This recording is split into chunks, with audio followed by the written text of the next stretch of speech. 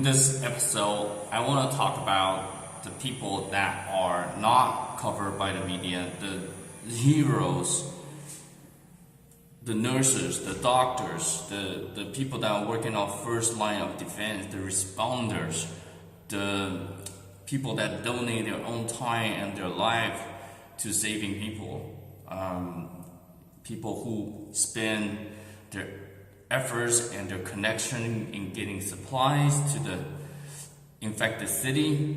The unsung heroes, I want to dedicate this episode to them. There's always light in the dark. There's always good when there's evil. So I wanted to celebrate these heroes, these average, regular people that are doing extraordinary things. It's not all bad. Sometimes the worst could bring out the best in people, and this episode is dedicated to them. My good friend, famous virus hunter Ian Lipkin, who's at Columbia University with me, is in China right now, helping out, working with people to try to figure out how to reduce the costs of lives from this horrible coronavirus. And here's what he said: the death rate is lower than SARS. Good news. As we identify more people through antibody studies who have been infected but shown that they did not die, that percentage expectation of death will go down, which is also good news. But it's very contagious. He thinks the virus is a concern. I want to emphasize that. Should we panic? No. And he wants me to share his thoughts on the Chinese people, and I want to share this to all my friends in China, because this is a world leader virologist, expert in viruses. He says the Chinese people are facing daunting challenges. In addition to the obvious health concerns, they confront disruptions in daily life, such as how to safely move from place to place and feed their families. I've been impressed by the dedication of the healthcare workers and scientists. Many are working 16 to 20 hours a day, and he's honored to be here working in China with you. The most daunting challenge is the Wuhan city governors hiding secret from the public, causing the virus to spread, not telling the truth and lying about it. The nurses and doctors, before they serve in the infected zone, they have to sign away their life. The sheet of paper that you see that they sign and fingerprinted is to basically saying that they know they could die and they can't leave the infected area because they're the first line of defense, and they are basically willing to donate their life to fight this virus. Many of the nurses are very young, and they signed the agreement without telling their family, because if they told their family, they won't be able to sign the documents. Their family, no one wants to see their daughters and sons fighting this virus and knowing they could possibly die, but they signed it first, so there's no turning back. Then they tell their family. As in my previous video, I have mentioned that many of the sick are losing their mind because they're not being seen, and they feel like the nurses are not helping them, but the fact is that they just don't have enough manpower. So some of the sick start to attack the nurse, pulling off their face mask and the protective outer layer. Other than that, just by being in contact with the sick, many of them got infected. Some already died.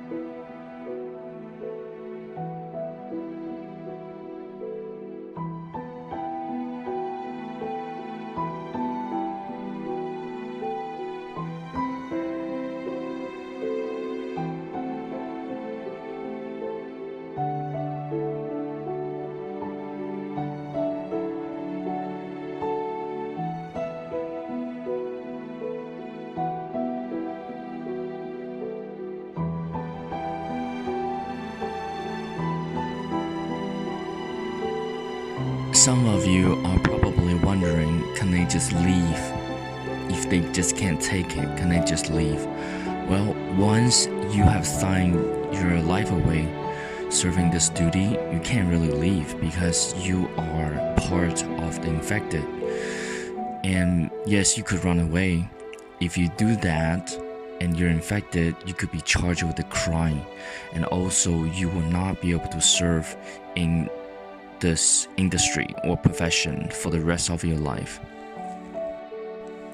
Most of the Wuhan government officials are relieved of their duty, might not be able to serve in an important position again, but they're not risking their life. Many of the volunteer nurses and doctors came from other provinces and other states, willing to sign off their life to help others.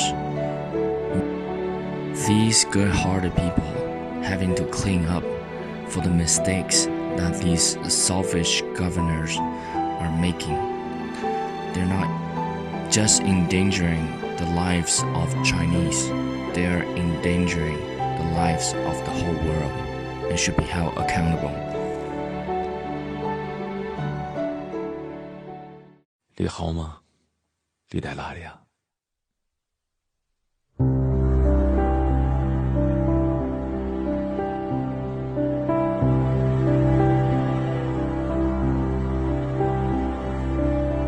看不見、聽不見你的我，盼得牽掛。分手的時候，你成了我的牽掛。回來的路很遠，心情拖沓。一次次打開行囊中為你做的花，親愛的撩動我情不自禁的淚花。你好嗎？你在哪？走的那條路，已斷成天涯。你好嗎？你在哪？看不見聽不見你的我，忐忑牽掛。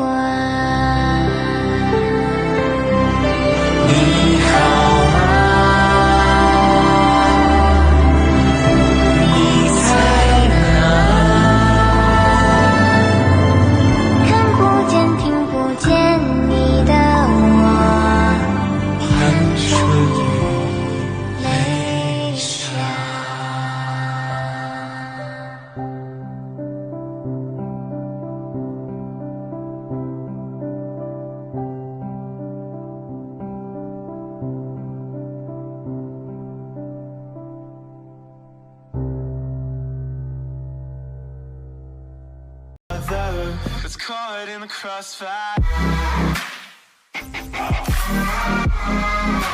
It's caught in the crossfire.